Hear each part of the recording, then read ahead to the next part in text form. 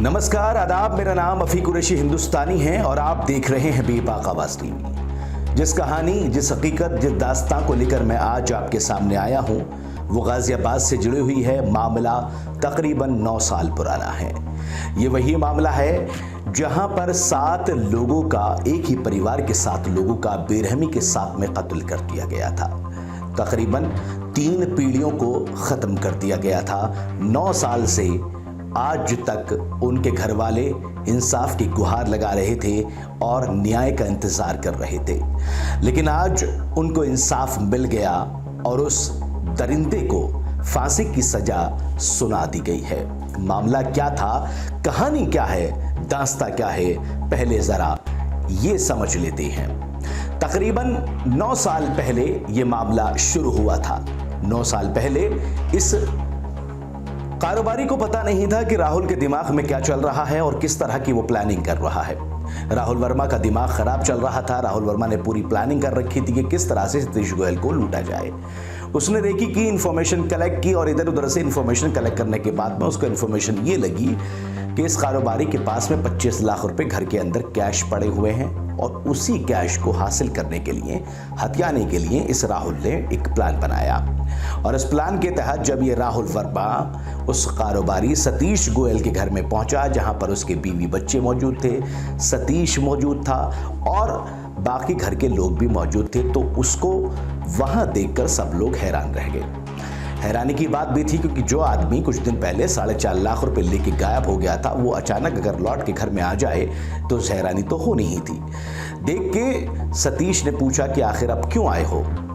क्योंकि राहुल के पास में कोई जवाब तो था नहीं, तो राहुल ने सीधे तौर पर 25 लाख रुपए, जिसकी जानकारी लेकर राहुल इस कारोबारी के घर में घुसा था, उसकी डिमांड रख दी। विरोध करने पर जानकारी के मुताबिक जब परिवार वालों ने इसका विरोध किया तो राहुल ने चाकुओं से गोदकर इस परिवार के 7 लोगों को मौत के घाट उतार दिया, जिसमें सतीश गोयल यानी जो कारोबारी था उसके बच्चे भी मौजूद थे, इसकी बीवी भी मौजूद थी, खुद कारोबारी भी मौजूद था।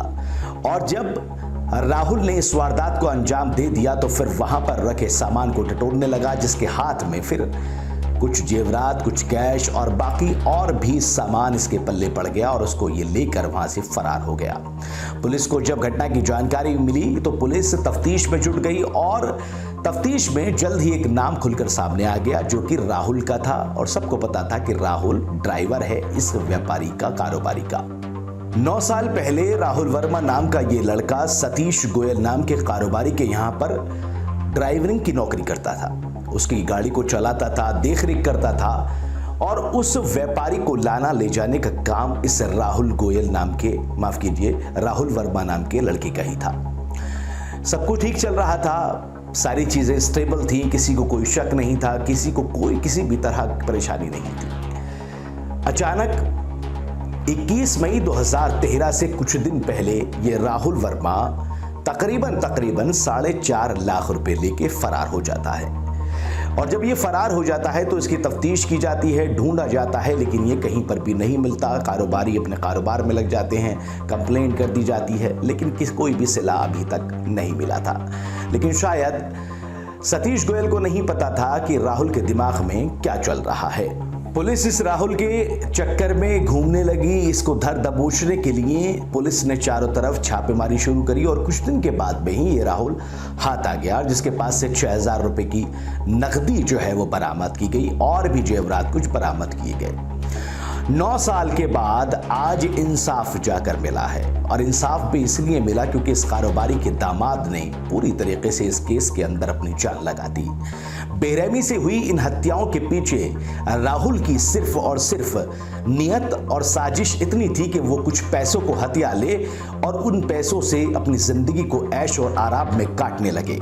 लेकिन क्या ऐसा होना चाहिए? क्या पैसा लोगों की जिंदगियों से बड़ा है, मासूम बच्चों की जिंदगियों से बड़ा है? क्या अपराध इस तरह के अब होने लगे हैं कि पैसे के लिए पूरे खानदान का कत्ल कर दिया जाता है? 9 साल के बाद अब इस राहुल ड्राइवर को, कातिल को, सरफिरे को फांसी की सजा सुनाई गई है। साथ ही इस पे 1 लाख रुपए का इनाम भी माफ कीजिए 1 लाख रुपए का जुर्माना भी इस पर लगाया गया है। इस परिवार को तो इंसाफ मिल गया, लेकिन बेबाक आवाज टीवी आपसे एक सवाल छोड़कर आपके पास में जा रहा है कि किस तरह से लोगों की जहनियत और नियत हो गई है। पैसों के लिए कुछ भी करने को तैयार है। बेबाक आवाज टीवी आपसे अपील करता है कि जितना हो सके अपराध से दूर रहें, बल्कि जितना नहीं हो सके तो पूरी तरीके से अपराध से दूर रहें। कोई भी कदम उठाने से पहले अपने माँ बाप, अपने भाई बहन, अपने परिवार के बारे में जरूर सोच लें। शायद वो सोचना आपके कदमों को रोक दे। बेबाक आवाज टीवी की और भी खबरों को देखने के लिए जुड़े रहिए बेबाक आवाज टीवी के साथ। दीजिए इजाजत, फिर हाजिर होऊंगा नए मुद्दे के साथ में। नमस्कार, आदाब।